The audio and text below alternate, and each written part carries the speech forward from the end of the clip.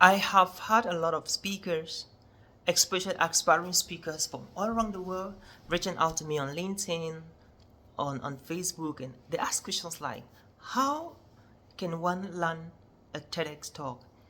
Myself, I've not landed a TEDx talk, so I cannot actually talk about how somebody can learn a TEDx talk.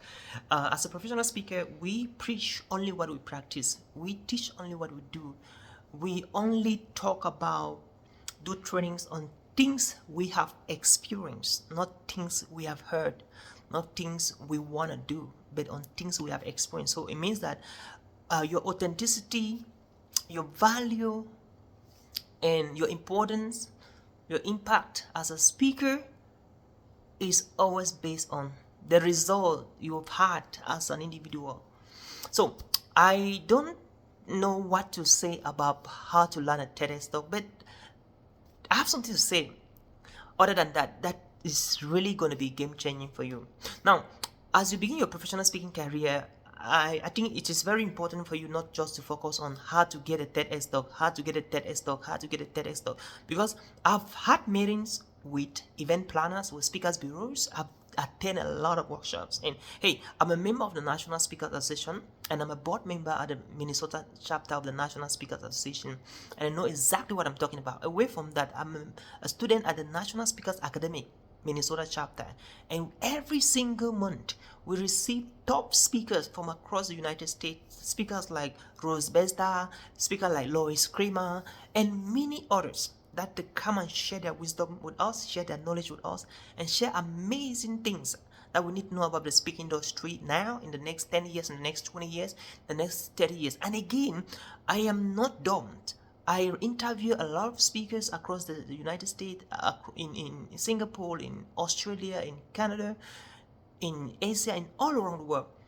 And they always have conversations with me that can pivot you who want to get speaking gigs to elevate and grow your speaking career.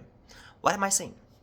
What I want to share with you is from my personal experience. It's something I've researched, it's something I've learned about, it's something I've interviewed a bunch of people about it, and I know exactly what I'm talking about, right? It's not ChatGPT. I know exactly what I'm talking about.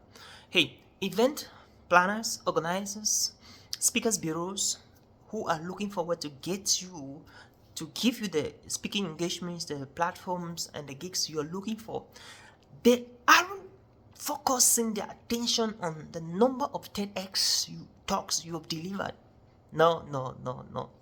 So it means that that's not too important. It is important, but not too important.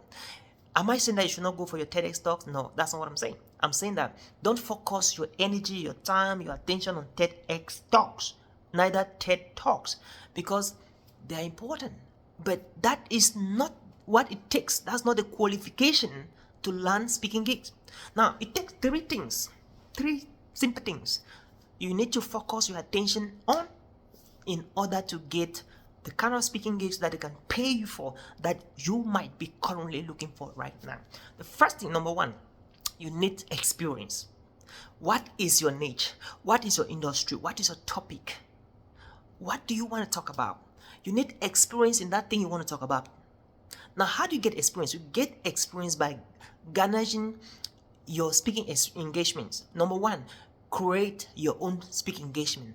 Number two, look for people who hire speakers in your own area and volunteer to speak for free within your first, second, third, fourth, fifth speaking engagement. So you can gather experience, you can gather resources and materials that can help you to market yourself in your niche and again on your industry. That's the first thing you have to think about. Think about gathering experience in what you want to talk about, and you can gather experience by doing the following thing I've enumerated. Free speaking gigs, host your own events, and by doing that, you are getting the necessary experience that a speakers bureau will say, hey, we'd love to have you to speak, to work with us. Event organizer will say, hey, we'd love to get you for our upcoming conference and convention and workshop, whatever. The second thing you have to focus on to get speaking gigs is your portfolio. Your portfolio is very important. Now, that has to do with what have you done before speaking on that topic. For instance, are you a retired military person? Are you a retired intelligence service? Are you a retired lawyer? Are you a retired finance officer? Are you a retired teacher? Are you a retired lecturer? That means that you already got a lot in your hands that you can leverage on in what you're talking about. So you need to ask yourself, after choosing your niche on what you want to talk about, do you have enough experience, going down to have the right knowledge, the right skill set, the right mindset that you can be able to communicate, to deliver talks and presentation in that particular niche, in that industry, that can hold people spellbound and get them going crazy to execute what they are learning from your sessions?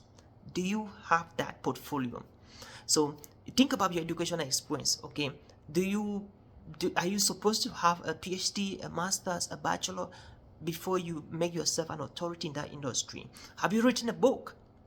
Do you have a website that you write articles that people can read your articles? Now those are the kind of things. Do you have an award? Have you won some awards in what you're doing? That's your part of your portfolio, and so there's a thin line between the first point and the second point. And the thin line is that the first point I'm talking about, you doing it many times, doing it in different platforms, doing it in different countries. That's what I'm talking about as explained in the first point. And the second point, what I'm talking about is more of portfolio. Do you have the right qualification? Because one thing is having the qualification, and one thing having the experience. Do you have the right destination like CSP? That does not really matter a lot, but at times it matters. Do you have the right awards that can make you as an authority? Do you have the right books? Have you written a couple of books in that industry you want to talk about? What have you done? Are you having a website where you write articles? You have a blog? Those are the kind of things that they want to also check, that you are doing. Those are the things I want to check that you're doing. And when you're doing all of these things, I bet you that position you for a yes in most cases. And lastly, this thing is very, very dear. You have to work so hard on your social medias. My friend, right now as we talk, Facebook is having over 3 billion users. YouTube is having over 3 billion users. And LinkedIn is having over 2 billion users. TikTok, over 2 billion users.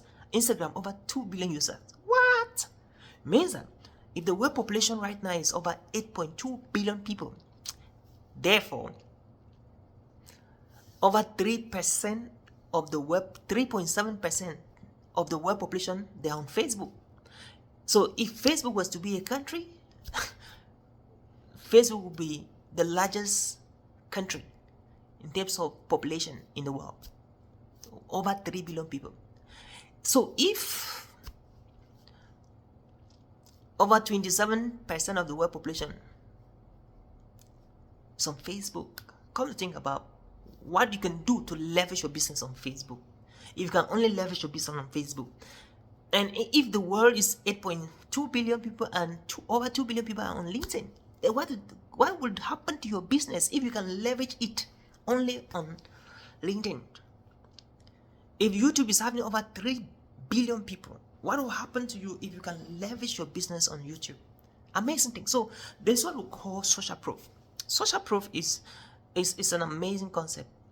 Your ability to constantly post videos like these ones on social media platform, deliver content and a lot of value for free for your followers to consume is what we call social proof.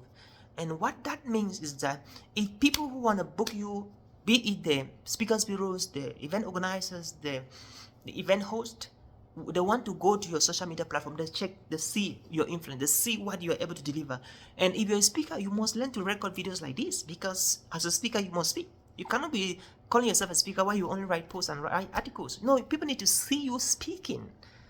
People need to see you speaking. And within the first 10 seconds, 15 seconds, they should be able to pick your brain. They should be able to learn a concept, something from you that can help them immediately. That is how you can position yourself as an authority in the speaking industry, just by leveraging on social media platforms. So I've talked about getting experience, getting your portfolio set up, and leveraging on social media platforms. So now when you do these three things, this is so important and way, way valuable and highly, highly significant to getting speaking gigs, to getting paid speaking gigs, to getting international speaking gigs, unlike only heading to do a TEDx talk. So the choice is yours right now. I'm not refusing you to do a TEDx, but you can try it while working with these options. My name is Nshom, and I am a communication skill expert, mentor, and coach. So far, I've trained over 23,000 speakers globally. And if you're looking forward to have a one-on-one session with me, click the link below and book a time on my calendar, and see you on the other side of our meeting. Cheers.